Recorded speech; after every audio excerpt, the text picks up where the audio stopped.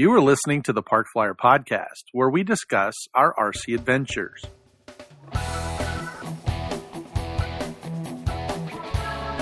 Welcome to the Park Flyer Podcast, where we discuss the ups and downs of the new RC Flyer. Join your hosts, Michael and Jay, as they take flight at the park. Now on with the show. Hey everybody, welcome to the Park Flyer Podcast. I'm Michael from Arizona, and with me always are my good friends. Jay? Or Mike. Jay, you're not there. He's not here. It's just AK Mike. Yes, Jay is on the road. He took a road trip. But the good news is we have some special guests on tonight. But before we get to them, just a little word from our sponsors. If you're looking for batteries, check out A Power Batteries. They are the best in the market. That's what we use here at the Park Flyer Podcast. And also 3D Aero Ventures. If you're looking for a 3D printable aircraft, check out 3D Aero Ventures. I thought for sure that the guest was going to chime in with the 3D Aero Ventures song that we put 3D Aero Ventures. All right. I want to improve your ratings. There you go. That would be go away. No practice. That would That's be awesome. Tim Walker and Doug LeRoy are joining us. I think Jay's going to get a big head because it took two guys to replace him. See. But Tim, Doug, welcome to the show. Thanks. Glad to be here. Thanks for having me. Well, we appreciate it as well. Actually, what happened was we have a mutual friend. His name's Howard, and he's known Jay since he was a toddler, and they grew up together. And actually, Howard and I lived in Atlanta for a long time, so we know each other as well. And his son, I think, or daughter is graduating from college, or high school or something like that. But anyway, Jay was invited, and we looked at some flights, and then he's like, you know what? I'm going to drive. That way I can go see Mike, and I can go see Howard, and I can go see Tom, our other friend, and then he's going to make a big round around. So I think he jumped on a road trip and actually stopped by your place. Yeah, he did. Mike. He did. We had a good time. Unfortunately, he stopped later in the evening, so we didn't really get too much time to do anything. And the weather wasn't great anyway, so I don't think we would have been able to fly or whatever. So we ended up staying inside, and we spent time doing 3D printing stuff. Of course, that's something that we like to do. Of course. And so I needed a battery mount for my helmet, and so we were working on that, trying to figure out how do you make an arc that fits this battery because it's a funky shape. And so I scienced it. I drew that arc on a piece of paper, did all the math, came right out. It was good. Wow. It's all on the internet. What do I need to know about it? I cheated. I just took a ruler and I just look on the internet. It's like, how do you find the diameter of an arc? Oh, you just got to draw a line here and do this. Okay, I got it. Yeah. So actually, I have a big long ruler, and what I did to find the same arc is I took the ruler and I went like this. Then I just drew the arc. So yeah, but that's for drawing. I mean, I have to reproduce it in design so that the machine can print it. Yeah, I just hold it up to my monitor and just draw the line. So there you go. Oh, good idea. All right. If you can hold it that long, I guess. I'm not that dexterous. That's good. Just print it rectangle and sand it. You use sand. Yeah, that's right. That's a great idea. That's a great idea. I'll send it to you to sand. I got a belt sander. It'll take really short. Yeah, I'm sure. Yeah. I'm sure. It will smell really good too. Yeah, that is true. Well, we are excited to have Tim Walker and Doug LeRoy on. It's been a while since we've had both of those guys on the podcast, and to have them together is even more fabulous. So, Tim, what have you been doing since we've last spoke? Let's see, hiding in my house and doing a little bit of flying. Good. I just went to CEF a couple weeks ago. Oh, so that was a lot of fun. Hadn't seen the guys there for a couple of years because they canceled CEF 2020. And so I got to hang out with the Hodge Hounds. That was a great time. I bet.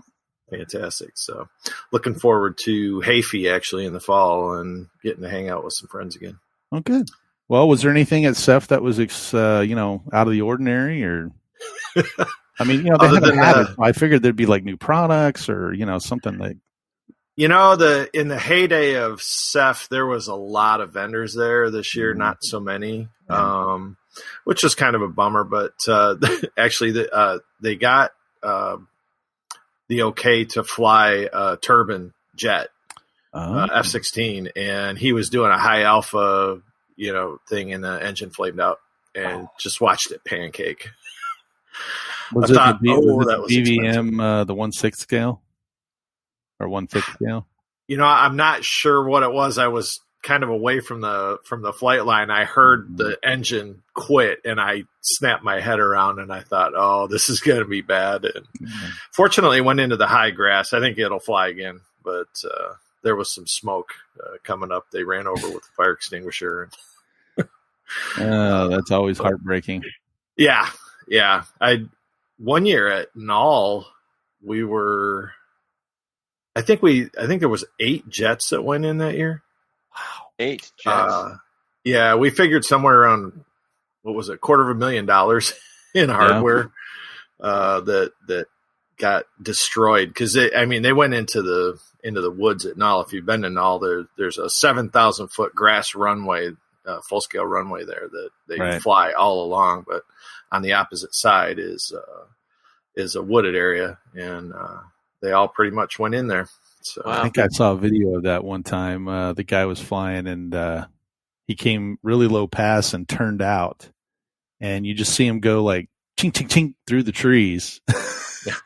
And then you see him pop above the trees, and then you just see the airplane go back into the trees, and then it comes out of the trees in pieces.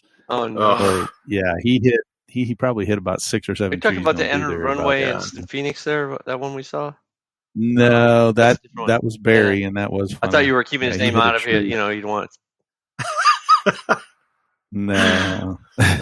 But Jace DeCia was there. I'm trying to remember. He flies for, I think it's Extreme Flight. And I've actually met him. He's from the West Michigan area, and he came out and flew with me and a friend of mine that used to get together and fly at a local park. They came out one time. I'm sure he doesn't remember me because he was, I don't know, 10 or 12 at the time, maybe. Young kid.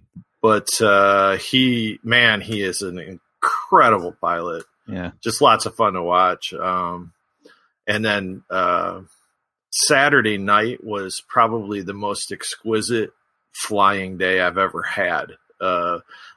Almost zero wind. Wow. There's no clouds in the sky. The event was actually over at that point because they closed the event down like 1 o'clock or 2 o'clock in the afternoon. Sure. But a lot of people still hang out, and then they leave out Sunday morning. So there was a bunch of people flying, and we just had an absolute blast. It's funny. I talk about going to flying events, but I don't go to flying events to fly all that much. I go to, socialize and see people I haven't seen. Yeah, sure. And meet new friends and that kind of stuff. And that's what I did this year. It was a lot of fun. Enjoyed it thoroughly, and looking forward to doing it again. Good. I am building an airplane right now. For those who aren't AMA members, you should be if you're going to join a club. But on the February cover of Model Aviation is an airplane called the Yin Yang. Mm-hmm. And it's kind of a goofy looking airplane. And I have a tendency to like odd airplanes. I love canard wing airplanes and that kind of stuff. But this one is a pusher puller, only it's got a main fuselage and a pod fuselage. And one of them's a tractor and one of them's a pusher. And right. Yeah. So I've got the wing built, and I've got the main fuselage cut out. I haven't glued it together yet, but are you doing that out of foam or? Yeah, I'm building it out of Dollar Tree foam board. Excellent. I'm finding this is the first time I've built with Dollar Tree. I've built with a lot of Blue Core, and I'm not really crazy about this Dollar Tree stuff. I'm wondering whether the flight test guys' foam board might be better. I will tell you that that's probably true. But what I will tell you that I found with the Dollar Tree foam is that I had to take the paper off. Yeah. The paper, I built a couple at the very beginning, when I was dealing before I got the Blue Core stuff, and those things were just so lethargic. They would not fly worth anything. And it wasn't until I dumped one in my pool and all the paper went. And then I pick it up and I'm like, oh my gosh, where did all the paper go? And then all of a sudden it was like uber light, and that thing flew like a, homesick angel. I was just like, wow. Right. So, and I've got Blue Core here at the house, and I may convert this one over, but I was going just according to the plans, sure, just to see how it built. The plans, if you haven't built foam before, leave a little to be desired. Yeah. We'll just say that. But all in all, it's not a super hard build because there's a lot of straight lines on it. There's not a bunch of curves and all that. Right. Forming the wing was not terrible. But there's a fair number of details left out, and it would be nice if someone maybe did a video on it or something for those that are a little less experienced.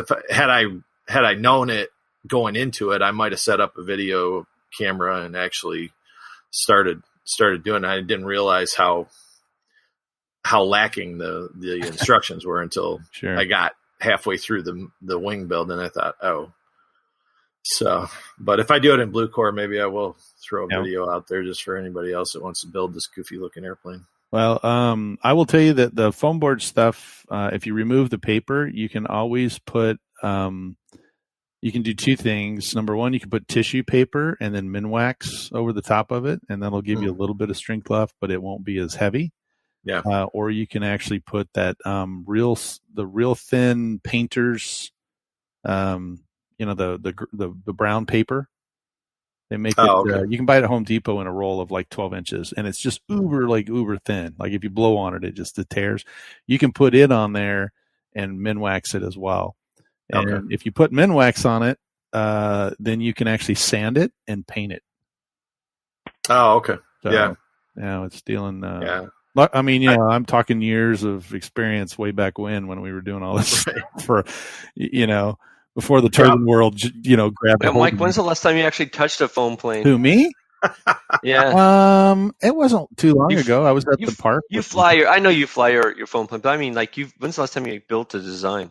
Has it been a while? It's been a while. I haven't crashed anything to have to build stuff, so. Yeah, that's your problem. Is you're not good at crashing. You really need to get better at that. I do. Well, I live vicariously. If you need any lessons, just come talk to me. I will show you how to crash it. I can do it. One of the reasons I went with the foam board, though, was so that I could get some colors and not have to worry so much about the paint on it. But it's one of those things. It was like you. I have not built an airplane in a long time. It's been, just life has been busy. And it was one of those things I thought, I'm going to do something a little different. I haven't done this with the foam board before because I've been building with Blue Core. And so, it's so far so good. I become I don't know if can I say this on the podcast, a radio whore. It's spelled HORE for the audience that can't see. HORE. I got the Radio Master TX16 now too, along with my Aurora 9 and my Tyrannus and my 9303 and my yada yada yada. One is not enough. We'll talk to Tim. I've got to buy every brand known to man. On Tuesdays at the church, there's a meeting for you guys, so just go there. Yeah. I have a DX6 that I bought specifically for bind and fly stuff. Oh, good. So, because I was having trouble with my Tyrannus and the DM9 module. So I bought the Tyrannus. Long story short, I got a gift card for $400 for taking a different flight with Delta, and so they paid for my DX6. But the Radio Master was a solution to that, so that I can get rid of these other radios because it's multi-protocol. Nice. And so I'm hoping that I can get down to this radio and maybe keep the Tyrannus just as a buddy box kind of thing. And I do like the OpenTX, software. That's awesome. Well, the Dollar Tree foam paper is pretty heavy. Yeah. You may have to just. So, Mike, I'm really interested in deal with hearing that. from somebody out there in listener land about, or YouTube watcher land about, what they're building. Like, I'm really. It's been a long time since I've had a good story about doing a foam build and, kind of seeing what they run into or how they solve certain problems. I like that stuff. So I hope somebody would be willing to sort of share that and bring that along with us. Well, you can either email us at parkflyerpodcast@gmail.com or give us a call at 830-444-4943 and let us know your story. Reach out to us and let us know what you're building. And by the way, before you start building anything, make sure that the CA glue, your foam safe CA, et cetera, hasn't completely solidified in the bottle. Raise your hand if that's not heavy. I had to go out and buy. Yeah, I had to go buy new glue. Well, so. my issue was I had 2 new bottles of CA, and I had one of those big, huge bottles of Kicker, but I did not realize that I had used all of the big bottles. So when I squirted the first 2, and then I went to go pour it, and I'm like, oh my gosh, it's empty, and now it's like I'm scrambling around trying to find the Kicker for it. But you don't necessarily need it, but if you are building, you can use water. You could use water if you want. I did do an experiment with the Dollar Tree that did not turn out well, and that was using foam tack over the paper. Oh yeah, that's it will actually pull the paper right off. It's like it just peels right off. So then I when I built the spar for the airplane, I actually peeled the paper off of the spar and did foam to foam for the. For me, the time to peel all that stuff and whatever wasn't worth it anymore. So I was buying blue core, but then since blue core isn't as easily got, I think who's that? The Foam King or some kind of, I can't remember the guy's name. Correct. Yeah. And he's got foam now. We weren't getting it for a while, but now, and then MPF still sells it too, so it's still out there to get and reasonably priced. So one of my club members mentioned that Depron's coming back. Oh, good. That is correct. Is that true? Yes. True? Yes. Yep. Okay. That's that was a conversation. Yeah, we actually had a podcast on it not too long back. But the Depron King guy, he got the contract to import Depron. And, that's right. Okay. Yeah, and the Depron is actually different. They redid some of the formula. So this Depron, the old Depron, if you just put a little pressure on it, would just snap in half. This one actually, you can put pressure on it and actually bend it. So it does. He bent it pretty far too, if I remember right. He showed us. We were pretty impressed with how far, because it was just normally if you just put any pressure on that Depron, it just snaps. But this one, he built those 3-dimensional people that fly around for the movie or whatever, and that's what he was able to do it. But just a little bit of he was able to bend it almost all the way around into a wing. So it was pretty impressive. Yep. Anyway, just get a hold of Jay because he's got some sitting behind him when he got a whole box of it. But nice. So and Mike, you need to build a yin yang. That's true. We should get him to do that. As far as getting the paper off, I literally filled like I said, it fell in my pool. Once it did, and I picked it up, and it just slid right off. So from then on, if I bought Dollar Tree foam, I would just fill the bathtub, throw it in the bathtub, let it set for a couple seconds, and just the glue, it comes off and just slides in a one big sheet. It slides right off. Okay. Yeah. But the only difference is that the foam board, because it has paper on both sides, it is a little thinner. Yeah. The foam is actually a little thinner. So that's why I always add the paper on the top, that real thin paper, and then you can kind of sand it. But I think that's what the other guys are doing. Their foam core is actually a thicker foam, and then they put that contact, not whatever, I don't know what the paper is, but it's a painter's paper on it, because that's why you get it's brown. When you get theirs, they're brown. Well, theirs is also water resistant. Correct. So, but yeah, I think I'll probably go back to blue core. I would say I've got a lifetime supply. Yeah, I do too. So I don't think I'll be. This again, it was just one of those things. It's like, hey, I want to try this out. Maybe I won't have to paint it. Silly me. Well, give you something to do. So live and learn.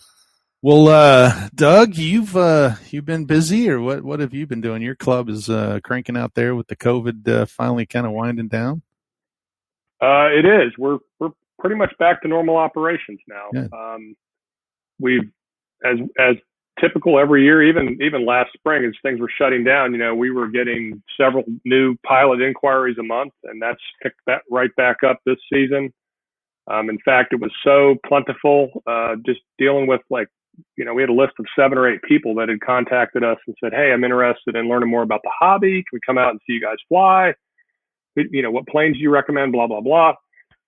So myself and a few of the other officers and pilot trainers, we decided to have a try and fly event. Basically what that is, we blocked out 2 hours and just brought out the club trainers and then did a little ground school and then gave them buddy box flights to just orient folks. Wow. Now that was a weekend ago we did that. So that bunch of people has already gone to the hobby shop. They've already bought stuff and they're back in the inbox wanting flight training. Meanwhile, the other folks that couldn't go to that session, we've got one coming up on June 5th. We're going to do it again. We've got just that many people that are interested. And so is that like once a month? Is that basically it, Doug? We're going to try to do it maybe not once a month. We'll have to see, but we definitely want to repeat. So right. We tried to organize it over a 2-hour period, and maybe we'll, just have a framework we can revisit and just do it. We actually counted. Now we got some funds from AMA for Takeoff and Grow grant right. 2 years ago, right? And we invested that in a club trainer, DX6, flight simulator, a monitor, whole setup, right? Because we do a lot of events with the Parks and Rec department here in Holly Springs, right? And before COVID, we had a couple of really good events where all we did was buddy box flights. And we had one event, we buddy boxed over 100 kids, some adults. Wow. So the age range of the kids was quite wide. But since that time, we've from 10 to 90, right? Yeah. Since that time, we've inherited 2 more apprentices. Some folks were getting out of the hobby and said, "Hey, we'll donate this to the club with radio and batteries." So oh, wow. We are just our cup runneth over for club trainer planes. We really like the apprentice in terms of the training platform, and that just gives the person that has no experience in this hobby just a great flight experience. That whole safe mode. I describe it as basically putting training wheels on your aircraft, and you pretty much. We had people doing a takeoff and unassisted landing in a 10-minute flight. No kidding. That's cool. It's good to have that, because I remember when I first started, I think I crashed, a ton of planes, and I'm talking about control line too, right? There's nobody there to teach a control line. I've been around a while, but sure. But and then same thing with flying. I think I flew with gliders, so I was practicing basically landing. I'd toss the plane and try not to nose it in, and of course I did, still nosed it in, but because the glider takes some effort to figure that out. So, so it's just a testament to where we are today in the hobby with regard to the technology that's there, and also the push that Horizon Hobby's done with making it easy for folks to get something and have an enjoyable flight experience. Yeah. And of course we're blessed here in the Raleigh area with several great hobby shops, fully stocked with Horizon product, and we have little club business cards that they put in every box when they sell something, and so we get a lot of inquiries. But I think you have to do that, or we felt with our club that's our role. We need to do that because we're supporting park flying and the stores. We want to expose people to the hobby. Yeah. Sure. That's good stuff. And as I think we've talked about it here, I think before, but people come in with they don't have all the same skill sets, right? Because we grew up in a hobby where if we flew it, we built it. Right. So it came in a box, and if you were going to fly it, you got to build that thing. So that's like a several month process at the minimum. And they don't have that. They do some assembly. We do a check. So, it's interesting what you have to figure out they don't know, and you have to assume no one knows anything, right? Not even how to glue 2 pieces of foam together. Right. So it's a lot of learning.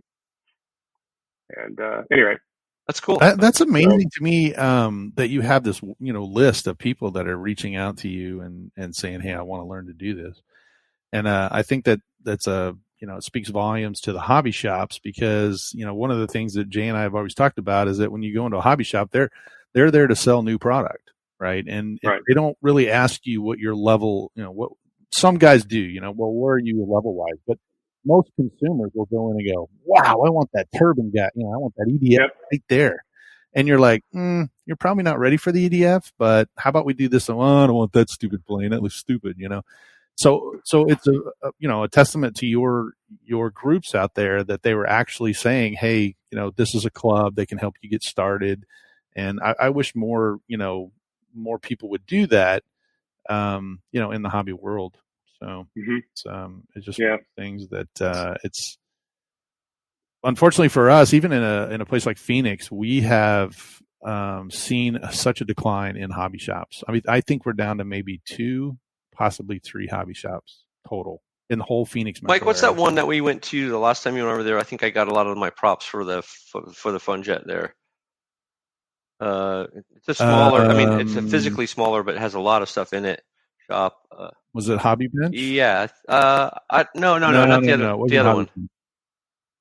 Oh, Duncan's RC. Yeah, that guy's got a good shop. I like that. I mean, that one would be one I would go to first. Yes. Now the weird part about it is that Duncan's doesn't do online sales. They don't, which is weird. They don't want to ship it. Now you can go in their place and you can find everything under the sun. Everything. That's really what I liked about it. It was like whatever I needed. If you needed something. Yeah, I needed a pen. A special pen for something or another, and he had it. And, he had a whole little tray full of them. So, but the good news is Duncan owns everything in the store. Because a lot of hobby stores, they buy on consignment, like they'll Hobby Zone actually owns it or not, or, Horizon Hobby owns portions of it and they'll buy it at a discount and sell it. But he actually owns everything. Yeah. So they're a good hobby shop, but he stays out of the online stuff. Because I've asked him several times, you could really increase your sales. And he's like, dude, I'm not sending stuff out and getting it lost and having to pay, shipping, and it's just not worth it.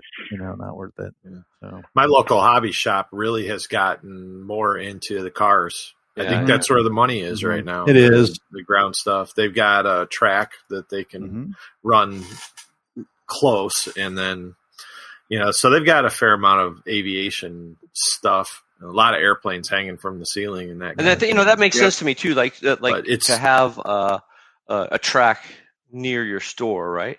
Because that way people they break it, and they just come right over there and they get it fixed and whatever. I like that idea, sort of an aerodrome or some kind of an idea where you have the flying site right next to where the stuff is to get your stuff fixed. Maybe you're not going to fix it on site, but maybe you will, and then you get back up flying again, and everybody's happy, So unfortunately, I cannot for the life of me remember the name of this place, but it must have something to do with the Carolinas, because when I was in Charlotte, I drove down to South Carolina, just, a little bit south of Charlotte there. And they actually had a hobby shop that had both. They had an area for like a runway. It was a big parking lot and like a baseball diamond place that you could go fly. And they actually had a track. So their store was divided into a car section and an airplane section, and you could literally bring your stuff in, and the guys would walk out with you, run your car or run your airplane or your helicopter, and it was an amazing place. Now, of course, the owner had 10 acres or whatever, and I think he, lived on the acreage next door. But it was really, like Mike was saying, it was a lot better to be able to go to the store and actually have that. And we actually had a place here.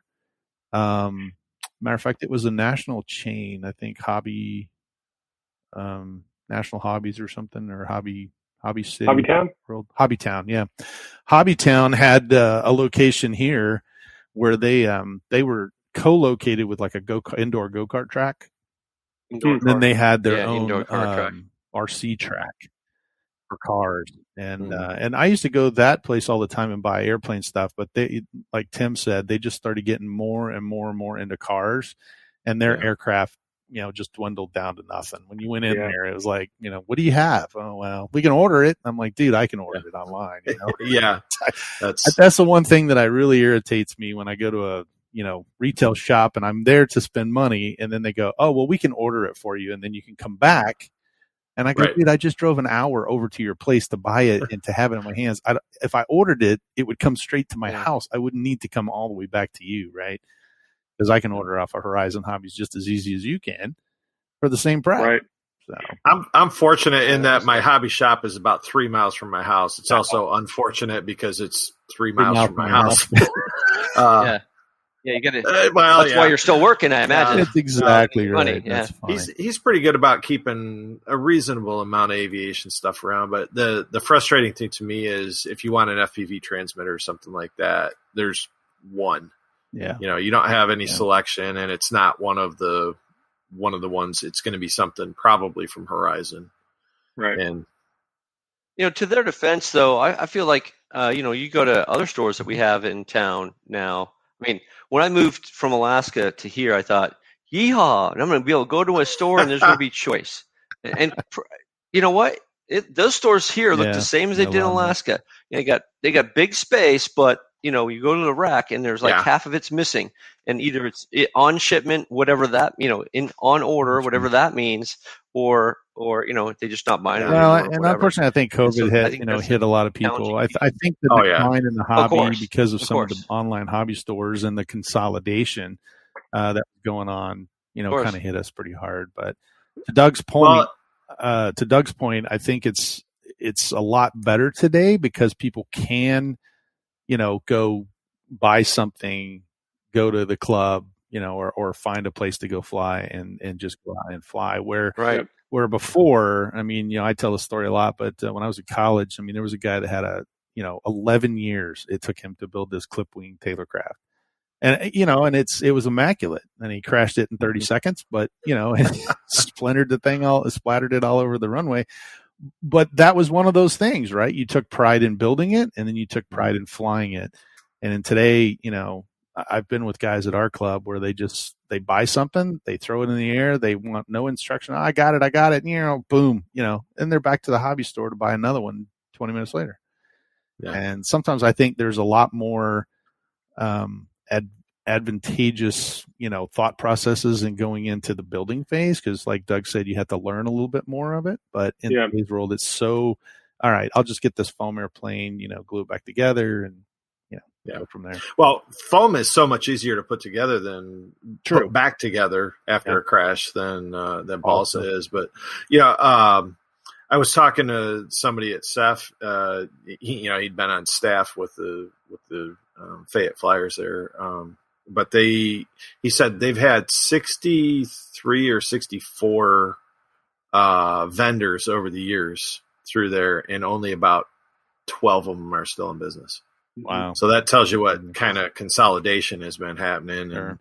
And, the guys, BL Prosser came down from, Helen's Hobbies, and, they brought the store sort of with them. And if you ever get to Helen's Hobbies in Georgia there, that's a really cool place because he's got a flying field right across the street. Oh, wow. That's nice. So, and they do some little mini events, like Labor Day, Memorial Day, it's like they've got a place where you can, if you want to take your RV or whatever, you can stay the night or the weekend, and excellent. It's a lot of fun. Put that on my list. Sounds great. Yeah.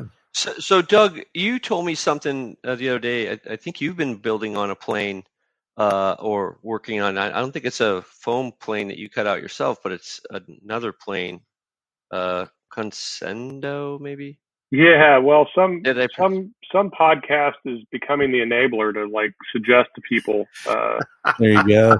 Tim will know well how to blame that on him specifically. The Crashcast guys were causing waves of money spending from a fan base. What? I'm hurt. Oh wait, no. No. I mean, it was coming out of my wallet and hanging in my garage. Yeah, we're not hurt any way at all, shape or form. Our money's still in our wallet. It's way cheaper when you spend your money that week. Yeah, I know. Yeah, that's right. It's much easier. So one of the hobby shops here locally, they do a lot of consignment stuff, so you can drag your stuff you're tired of looking at or not flying much, and they hang it up there. And I took a couple planes there, and because I'm not going to sell them on eBay or RC Groups and ship them, right? So So I called him up and said, hey, did my plane sell? Yeah, you got $150 here, when you want to come in. Anyway. Excellent. So it turned out a club member had a crescendo hanging from the ceiling there. So I just went up there and bought it off the ceiling, figure, help him out, help the shop out, right? And you guys had talked it up, and I was looking for some different kind of plane. I don't have a glider. I've had some gliders before. You guys talked about this thing, and I was kind of curious, about it. And after I listened into your podcast, I said, well, that's going to be the plane I'm going to get next. So I did. And now, well, it's fine. It's a fantastic flyer. I went out and I've only flown it 3 times. This morning was the 3rd flight. If I could jump to some details about it, it does have the telemetry enabled ESC. Right. And I think you guys were binding it to an older generation DX8 or 7 or something. Maybe couldn't tell all the telemetry. So given that most of my aircraft don't have that kind of telemetry, I was curious to see. And so I take it out for its first flight. And when I land, after about a 14-minute flight, I look at my transmitter, and it's got almost 8,000 frame losses and 2 holds. Holy smoke. I'm like, well, that doesn't sound good. And, I flew it for almost 14 minutes and didn't feel like I had any issue, Right. And it could have flown longer. I brought it down. So I take it back to the shop, aka garage, and took some hatches off and looked, and lo and behold, one of the receivers, one of the antennas was covered up in servo wires, like just completely buried in it. Like it's like they put the servo wires in and then jammed the antenna in the middle of it. I'm like, well, that's probably not a good thing. So right. Cleaned that up, tapped it in, took it out for flight 2. Flight 2, no holds, but still 5,000 after 9-minute flight, 5,000 holds. So no one at Horizon would say that's normal. And then today, then the other mod I did in the shop is I said, okay, well, let me just try to reorient the antennas a little better, because one of them, the longitudinal one, goes like right next to all the servos. So I did that arrangement, and I've got pictures if you care to see them. But yeah, sure. It had about the same number of holds this morning, or not holds. I'm sorry, fades, and no holds. But again, it flew great. I didn't notice any loss. It's just I'm thinking kind of that data coming from a glider. It's just data that's kind of meaningless, because again, me as a pilot, I didn't feel anything weird with it, but it flies great. It's a cool aircraft. Well, there's a couple of questions I have when you talk about that, just from a standpoint of perspective. Because depending on the number of frames that are processed in a second, over 9 minutes, that might actually be pretty low in terms of frame losses. Well, I know. So I posted in, I don't see too many folks from Horizon hanging out in the Crescendo thread on RC groups, but I did post there first.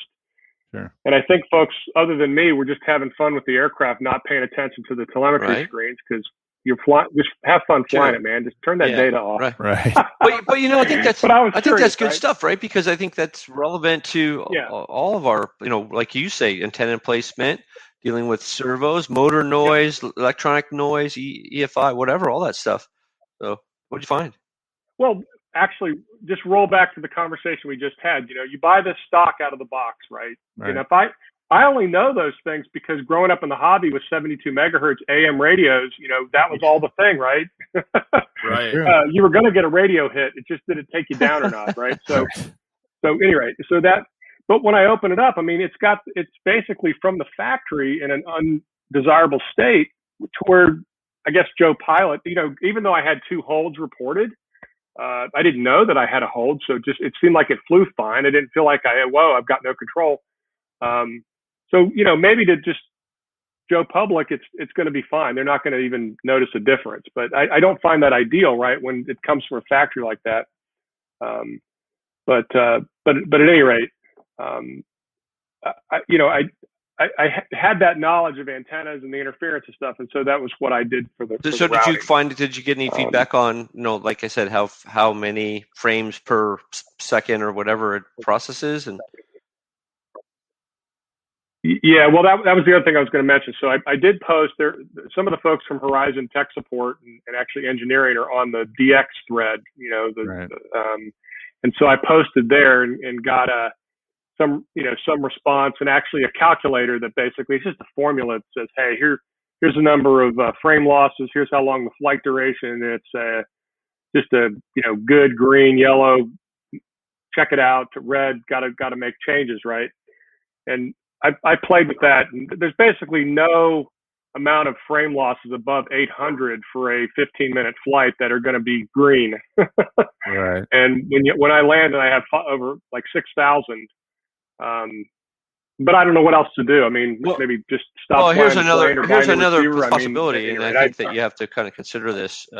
Where you are, there might be cell towers at that 2.4, and so those frame losses are going to come up a little bit. The good news is that you had an order of magnitude more than what's green, and yet you didn't really notice it on that particular plane. Now you're probably going to notice it on a different plane, but right. At the same time, you'll probably solve that differently as well. Like, for example, you can extend the antennas, make them, like, usually they're small stubby antennas, and so you can lengthen those antennas and then expose only the top end of it on the outside of the plane. That also changed the characteristic, right? Because now you can do your opposing poles at totally different places, one out the wing and one down the fuselage, right?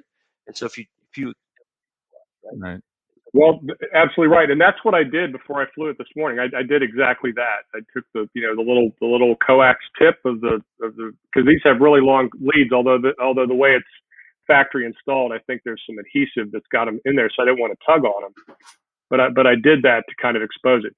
And back to the environment, I'm gonna take this out to another club I belong to that's more out in the country to test it there, because I do know in the park it's a pretty crowded 2.4 spectrum. Now there's been no analysis of scanning, but I can tell you, because we had this happen at our Try and Fly event. One of our trainer planes, I was messing around with it and bound it to our club transmitter, but forgot to. It's one of the first generation apprentices, and I forgot to take the bind plug out. So when I went to the field, had it all ready to go, my excitement, it's like, why isn't it controlling? Oh no! Right. And I knew before I tried that I was going to have difficulty binding it out there, because we've had issues. This particular receiver, you just can't. It's nearly impossible to bind it at the field, and so we couldn't. And when I brought it back home, got it in my driveway, I could bind it right up. It's done. But that just speaks to, there's Wi-Fi out there. There is a cell tower nearby. I don't know what frequencies that's on, but we've had some interference events out there. But other than that, most of the time there's no issue. But I'm pretty sure that's probably also contributing. Yeah, I'd be interested to see if you put that receiver in a different airplane, right, and see if you get the same number of dropped frames. Just completely different noise environment from the airplane perspective, and if you got the same amount, then it's probably more environmental than the airplane. Right. Yep. The other thing you got to think about too is that you guys are, we think about this frame rate, but when you bind your your spectrum to your spectrum radio to your receiver, you're in the 22 to 28 milliseconds instead of frame rates. What you mean? So, I mean, when you think about how fast a millisecond is, if you had 8,000 of them and you're like, well, nothing seemed wrong. Well, yeah, but if you mathematically figured that out, it's, milliseconds. And oh yeah. Even in that calculator, when I would put it in, and it would say, this is unacceptable. It was like 3% missed frames, okay. And then I was generally tracking it, but there was some back and forth on the DX thread about the fact that the transmitter, like my DX9, is always transmitting at 11 milliseconds. Right. This issue of the frame rate, it's on the receiver end. But at the end of the day, when this thing bound, it says binding DSMX 22 milliseconds, bind complete. It didn't tell me it was bound at some different frame rate, because that's what somebody in the thread, you have to get three opinions and then average them, and then that's probably right. Sure. It was a misdirection. I was about to take the lid off the receiver and look at microscopic circuitry. I don't know. At any rate,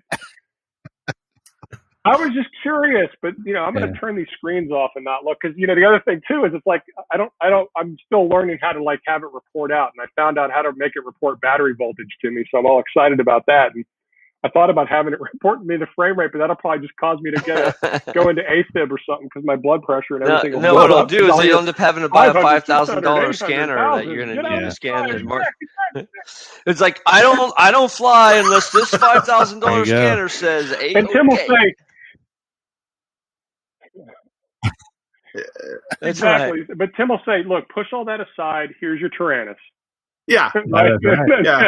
No, but well, I was just doing the math. At 22 milliseconds on a 9-minute flight, you're looking at about 25,000 frames. So if you dropped 5,000, that's 20% of the frames dropped.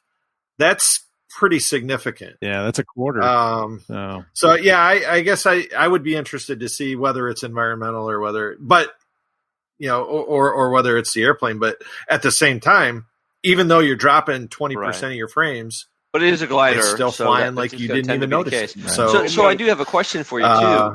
The thing that you don't know is like depending on where your battery is, it could be in a direct line of sight to your receiver, right? So if the battery is just a big block of metal blocking all the signal directly to as you're flying that thing, it's not in front of you, it's always above you, in some level. Then really that you're going to probably find that the majority of if you could map them out when they happened, you'll find that the majority of those show up on when you're left or to the right of you than they are when they're in front of you. Just as an example, I mean those are just thoughts to play with. Yeah, well, I think when I have a flying buddy, because I was pretty much out there by myself this morning. I think what I'll have, because it's always dangerous, right? You take a glance at your screen, and then you're like, "Wow, what's that going?" And then like, where's my plane? Right, my plane is gone. But to your point, I was trying to think, and it doesn't track. I was saving a telemetry file, but it doesn't know the position, right? So if I have an observer, I can probably say, okay, in that corner, losses are going up, like an interference. Right. That's more towards our cell tower. Sure. And then the other quadrant, maybe it's more static, right? Mm-hmm. And I could get maybe a more qualitative. But the next flight 4 is going to be out in the sticks. Actually, you turn left at the sticks and go. I know when I fly, and I know when I fly at the soccer fields that are right by my house. It's a really nice big open field, but there are 2 or 3 cell towers because that's the highway too. So the highway is like right nearby. And so I almost always get hits on, and then of course, if the receiver you have isn't the best receiver in the world, right? Some planes take more hits than other. It's like I need to throw that receiver out. It's like or fix the antenna. Or something's wrong with it, right? This isn't working. I'm gonna lose that plane. Right. Yeah. Now you just have one receiver in there, right? Or does it have satellites? It doesn't have satellites. It's got 2 antennas. It's one of their newer receivers. It's a 637A. Mm-hmm. And they sell a 637. It's like $100. It's a standalone receiver which has Vario and a barometer, right? Which this doesn't have. So it's, but apparently you can. To Tim's suggestion on using another plane, apparently you can hack it. And it's an official hack. You can upload like new firmware from Horizon, right, and basically make it functional to basically you could tune it in another aircraft because it's got the AS3X. Yeah. It's got ports for satellites. Mm-hmm. I don't know if all that's enabled. At any rate, again, just back to these, stock setup. I mean, I'm just curious when things like I had that PT7. Is it the Stearman? The yellow, the Horizon Hobby came out a couple years ago. I bought that, and it had telemetry in it. So I set that up to give me reports on my signal quality, but I didn't realize that this Crescendo has full range telemetry. Right. So it's always got a connection. That Stearman did not. I didn't know this till after the fact. I just kept getting really annoyed the fact that loss of telemetry, because basically it was almost like near field telemetry. Like when you do like a pass, you're within range. But if you're beyond like a couple hundred feet, it was going to lose that signal because it's a power level. Right. They'll tell you that in the instruction manual, not even in the fine print, I might add. Yeah. But yeah. Well, it would be interesting to see if you actually put satellites in there if you got as many, because I'll tell you that flying Well, it does have the ports for it. It's got the ports. I've got a satellite. I could add one. That's a good point. But you could add a satellite and see if just put it at a 90 degree from wherever your antennas are. But on some of my larger airplanes, I have up to 3, sometimes 4 satellites. And when we look at our frame losses, they are significantly reduced because we have a signal in every quadrant, every part. Sure. That's a good point. I may just try that as an experiment. I can't stop bugging with it, right? So I just enjoy flying it. Now I'm stuck in this data thing, right? It's this daggum engineering training that's like paralysis of analysis. You can't shake it. I've been working on dulling the pencil for 30 years, and it's not working. That's funny. Yeah. Here's another one for you, Doug. Get the GPS module and plug that into the telemetry. A good idea. And then you'll have exact location for all those frame drops, and you'll just be able to map the whole field for everybody. I actually have a GPS module that I took out of a Sportsman. Yeah, the Sportsman model. That GPS though is a brick. It's probably bigger than the nose of the Crescendo. So it'll fly. Don't worry about it. Push the battery back. It's fine.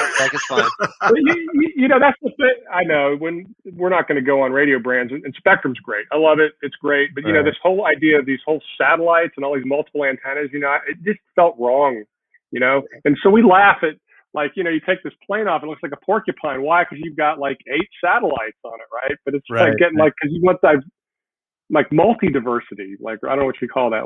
Anyway. Anyway, but I'm pretty sure, the other favorite plane I'm flying right now is the Ultrix. And I think you guys talked about the Ultrix in a couple of podcasts, right? That little twin engine thing. That is the most fun foam plane to fly.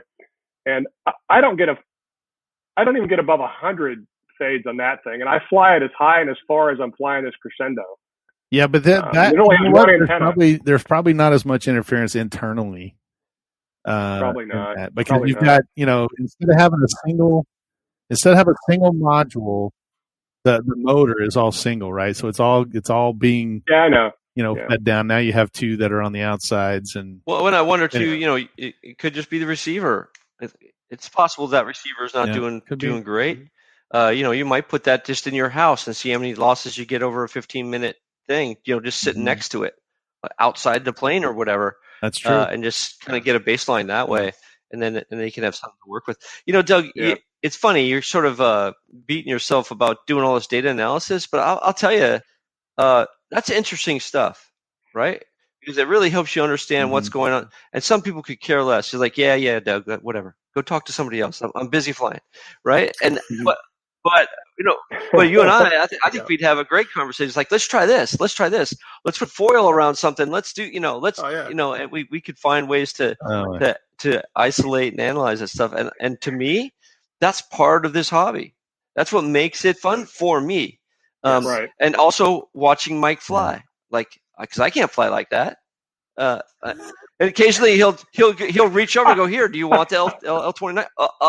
Okay, sure. Yeah. I got it. And, and I'm just shaking in my boots flying that thing because it flies, 3 times faster than most of the planes I own. Yep. And, it's not a 2200. That's all there is to it. And it's just flat out. It's not a 2200 battery. So, it's.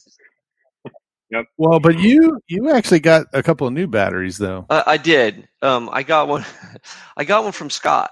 I recently had a birthday, and Scott sent me a battery for my paramotor, which is cool. It's a 4-cell. Yeah. So I'm just going to start looking at 4-cell planes now because I have these 4-cell batteries for my paramotor, for my starter. And so now at least I'll have, dual use. I believe in that kind of thing, where I can move my, I bought planes so I could remove my receiver when I only had 1 or 2 of them. I bought them, because they were easy to move the receiver, right? And I didn't have to do much changing in the settings as well, right? Right. And so that's kind of the way I do this hobby, is try to minimize the amount of different things. Although over time you just accumulate crap, and it's just the way it is. It's the way it works. People give you stuff. You find crashed airplanes in the trash, and you take parts, and that's how you get along from my perspective. And so No, I hear you. Or you could be like me and just have an entire hobby shop in your your garage that causes you to build Let's a stop. whole new house. Let's talk about that. your It's house. not only in the garage of your old house, Mike, but in the other bedroom. Yeah, It was I mean, everywhere. wait. No, I'm sorry. There was 2 bedrooms because you get the office, which is sort of a bedroom, and then there was it another. in my office, the spare bedroom. Well, and and then there was your garage, wife's office too, which has some of that stuff in there too. It kind of spread out. I mean, I'm pretty much. But I totally get it.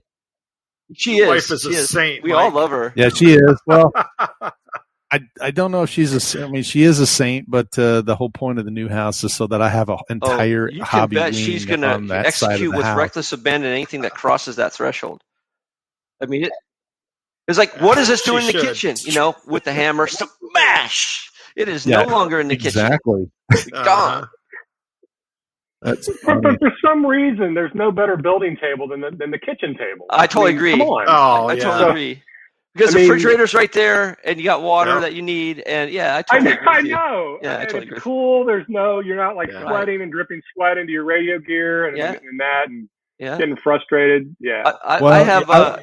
Sorry, in my house that I bought last year, I have one room. It's a 3-bedroom house. I have one room that is dedicated to my hobby stuff. I have to keep the door closed because if I don't, it will eke out. Like my 3D printer stuff's already made it into the living room on a rolling table. So I was like, I gotta like push it back into the hobby room. You know, it's like what?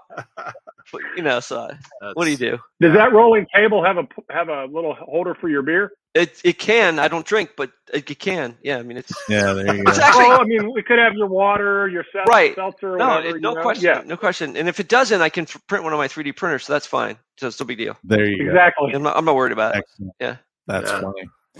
Jay actually sent me a video one time of this guy who was building a quarter scale cub.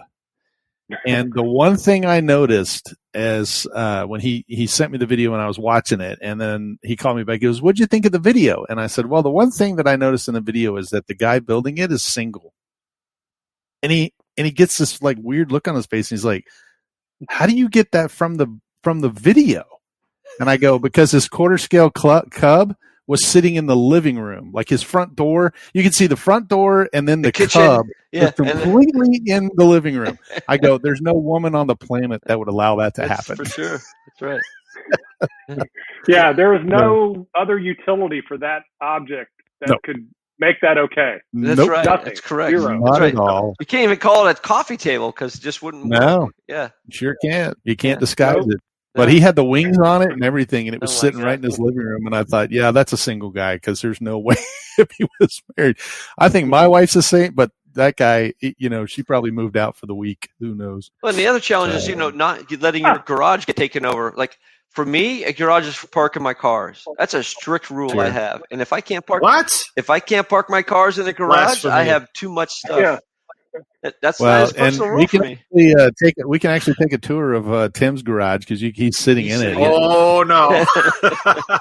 But you see behind Tim that's his shop light. It's also a LiftMaster garage door opener, but it's his shop light. It's his best light in the room. It illuminates the workbench. It's his best. Exactly. That's why mine's got like 10,000 gigawatt light bulbs in it. Like in there's 100 watt equivalent LED in the LiftMaster alone. Right? So. It's magnificent. It looks awesome. Which is cool is it serves as a heater too because it puts out like 20 BTUs. So it's a three winter, purpose. So actually, that was one of the things I just did with my builder. Is in my new shop I get 4. Actually, in the shop I get 4 2-foot by 4-foot LED panels. Nice. 4 of them, and they are 6,000 K each. Oh, dude, that's gonna be like daylight. Yeah, I've been looking at doing that in here actually, just to give smokes. myself more ambient light. And the consumption of those are nothing. And there's 75,000 hour life. They're LED so it's like you'll never. I mean, there's no bulb to it. It's just a LED, panel. Yeah. Now there's. I switched my kitchen LED or switched my kitchen fluorescent over to LEDs not too long ago because it's a 4-foot fixture, and wished I would have done it a long time ago. Yeah, it definitely makes it. Well, the 2 garages that I have both have 8 each, so the guy told me basically don't leave your garage door open at night because you'll pretty much flood the entire neighborhood full of light, Yeah. He's like, those things are going to be bright. Well, so I have a question for you. When I had first bought, when I was in Alaska, I bought some LED lights that you twist into your garage door opener, and I didn't find out until I did that it actually impact. It's like I couldn't open the garage door sometimes, and it was unclear about why. Well, evidently some of those put off enough EFI to block the receiver from receiving it. So I could open it when I come home because guess what? The light inside turned off automatically. And so now I can turn it. And then when I was closing the garage door, I was already parked in there. So I just hit the button, which is hardwired. And so that all worked. And it was like really very frustrating. Yeah. I was like, why is the garage door not open? And then I read online somewhere that some of those LED lights are just really put together real crappy. Yeah. They don't do any good reference grounding, and so you get a lot of noise out of them. Wow. They Yeah, that's interesting. I did the same thing, and the first time my wife came home, she hit the garage door opener and it wouldn't open. And so she was talking to one of her friends about it, and her friend said, "Oh yeah, it's the lights."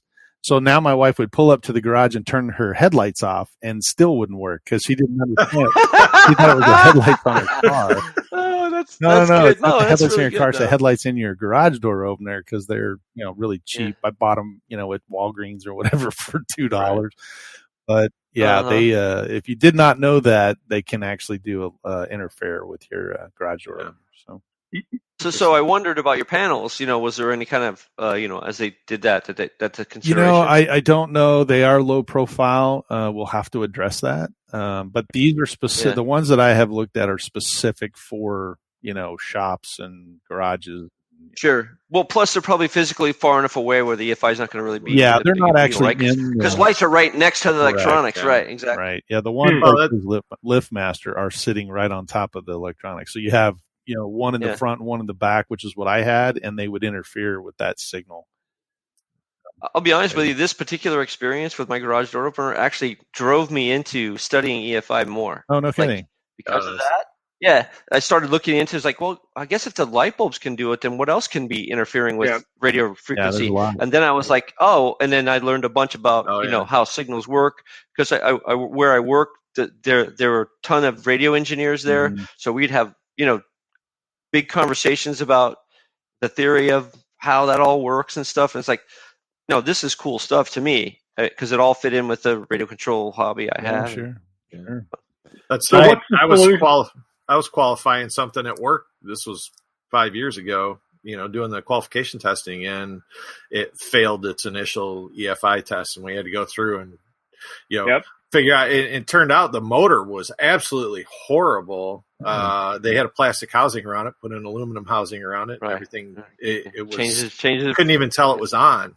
Sure. It's amazing too that just maybe a little bit of aluminum foil wrapped around something could solve a problem like that, right? So you were going to ask a question though, Doug. What were you saying? No, I was just going to say it's funny we're even on this topic because just this week, like literally 2 days ago, my daughter couldn't get the garage door to go down. Like it was, and it might be this issue with the lights because I'm wondering when the light's on, does that make my opener not work and whatever? So she had to manually close it. My other daughter came home and worked fine for me, but it's this intermittent thing. So I've had, like you guys are talking about, a very thing I just experienced this week, and I'm betting it's these LED bulbs. They've been in there a while, but I would present one more possibility, in that the battery in her transmitter is not up to snuff. I got to check that. That's right.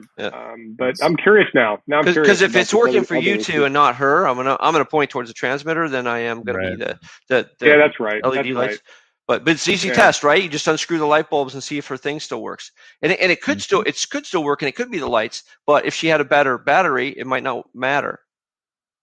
Right. Okay. Sure. Yeah. Because the signal strength is going to be bigger. So those are just thoughts. Throw it out there. Yeah, it's interesting you guys talk about that because my main 2-car garage door has a wireless transmitter by the door. They cut the wire when they built the house, so they just cheated and put the wireless transmitter thing. Never had a problem with it, but this LED light that's in there is fairly new. Yeah. So I went from a fluorescent to that one, and so it was. I've literally never had an issue with That's it. cool. Yeah. Now some it depends on the name brand, right? And the quality of the LED. How they use if they're shielded, Right. you would have to disassemble the light to look inside it to actually see if they shield it or not. But LEDs are diodes, right? And the diodes produce EFI. So it's LEDs range. That was the other thing too. LEDs range from $2 for a light up to $32 for a light. As a matter of fact, I was looking at some that are RGB tunable whites that are almost $50 a light. Wow. And they have the ability to tune them, with the radio frequencies so that they'll match. Like if you look at your light, you can see that one light's brighter. It's got a more of a hue than the other light. The tunable will actually match that. You can turn the LED down to match the other light. So the technology behind the LED systems are very phenomenal. Now they're dimmable, they're all kinds of stuff. But with all of those, if they do not shield them, it creates more and more and more of that. And I think it's true to say too that even though it's more expensive, it doesn't mean that they did a better job shielding it, because they might be spending more money on other components doing other stuff. And so, more expensive doesn't make it better. You really have to do some research and poke around and talk to people before you find the right battery. I mean, the right And I'm trying to remember the brand that I've got in mind. I think it might be a Philips. If it's a name brand like Philips or GE or one of the big names, it's usually pretty good. They do have a little bit better quality control. Yeah, but we all know they all source stuff differently. So you guys think great value is not good? Hey, no, I'm not saying that. It might be coming out of the same factory. You don't know. It's great value. For like $3. I thought they were a good deal. Yeah, guaranteed for 9 years, and I've already thrown 9 of them out. I don't know. Right. Yeah. So before we go, because our hour has expired, but before we go, I will tell you one more thing that's interesting about LEDs is that because they're diodes, if you put an LED in your house on a 3-way switch, it will always stay illuminated. Oh, that's interesting. Now that makes sense. It will just barely, because there's enough current running from one to the other that it will just illuminate it. So when you shut everything down at night and you flip the light off, there is just that ever faint glow. And the more your eyes kind of adapt to the dark, you're like, why is that light still on? But it's because it's on a 3-way switch, and the 3-way switch consistently has power running through it. That's interesting stuff. Just FYI. I'm going to have to look at that because I've got one in my living room that's on a 3-way, and it takes a long time for that light to fade. Yes. But I know that's because you've got the decay in the capacitors. Correct. But I'm going to have to take a look at that and see if I can see whether it's glowing. Yeah, shoot me a text and see if it's still Good Lord. Now I'm going to be in my kitchen tonight looking like this. Your wife's going to say, are you okay? Honey, I'm checking out the light. Wait, just I'm checking something out. I'm looking up here. Turn the lights out. Yeah. Don't turn the lights back on. Well, just remember when you're binding. LEDs all on the top there. I got to check it out now. Now I got something else to look at. There you go. Well, we aim to please, right? If we're not spending your money, we're spending your time. So that's good news for us. So, yeah. Well, gentlemen, our hour is up. We so much appreciate you filling in for Jay. It was a riot. It's always fun to have you guys on, and you are welcome anytime. Doug, let us know how everything at the club's going, and this is a new venture for you for this helping people out. So we're interested to hear how that goes. Wait. One thing, Doug. Tell us about the thing coming up in September. I know that's that's right. Oh yeah, so Wings Over Springs. We had to, like everything else, we canceled it last year. Sure. So it's back on. It's Saturday, September 4th, 9 to 5. It's all electric, and it's a charity event. So come on out if you're in North Carolina or want to come to North Carolina. Or the Park Flyer Podcast is going to be there. At least one of us. Is it just? Are all of you coming, or just? I don't know. I just know I am. Okay. Yeah, I'm not in charge of their schedules. I'm just in charge of mine. And so okay. I'll try to if I can. My work schedule has kind of gotten jacked up with the COVID part and me going back, but we'll definitely give it our honest try. And, we'll definitely be there though as a podcast group. Yeah, we'll be there. Yeah, we'll be represented. Yeah, love to see you there, Tim. I know you're in Greensboro area, right? So I am High Point actually, but yeah, that's Yeah. no, that's I'm gonna have to make sure and try and get over there. I had a blast. I've kind of fallen away from doing a lot of flying since I got out of the podcast, but I've gotten back to it now more and enjoying it. It turns out that guns are a little less controversial than RC at the moment. So really, oh my gosh, with the podcast. Yeah, but the thing is it just turns. I get frustrated with the FAA stuff going on. Yeah. Well, you guys spend an entire podcast. We can do that next podcast. We can talk about that. We can. Have you talk about it? Yeah, we'll set up the podcasters bullpen and recovering podcasters. There's a great idea. Great idea. Rip people apart, dude. Yeah. Because you guys sat there for that day and you developed content for like 6 weeks worth of shows, right? Every other week. It was we did. Good, yeah, so. It was good. Yeah. It's always wanting more. Always good for us to go places because then we can develop content for half a year. Yeah. Well, we really appreciate you guys joining us. Want to once again give a shout out to our sponsors, A-Power Batteries. Go check that out, and 3D Aero Ventures, and download some of his plans. 3D Aero Ventures. There you go. Tim Walker got it. Oh my gosh, he was he came to the Electric Festival when we had him on, and it was funny to hear him talk about that. He's like, dude, you guys have just made this. It's like sticks in everybody's head, So he's like, oh, I'm so glad that I didn't have to pay for that jingle. Oh, there's licensing fees. He just doesn't know it yet. Yeah, I know. We haven't sent him the bill yet, but it's awesome. So, well, we're gonna wrap this up. I'm Michael from Arizona. And I'm AK Mike in Texas. And we got 2 extras. You guys can give us a shout out there. This is Tim from the Triad High Point area in North Carolina. Excellent. And Doug from Holly Springs, North Carolina. There you go. We appreciate it, and we'll see you in 2 weeks. Let's fly. You have been listening to the Park Flyer Podcast. Thank you for joining us, and we look forward to your next visit. Please give our show a star rating and review, and feel free to email us your questions, topics, or suggestions to parkflyerpodcast@gmail.com.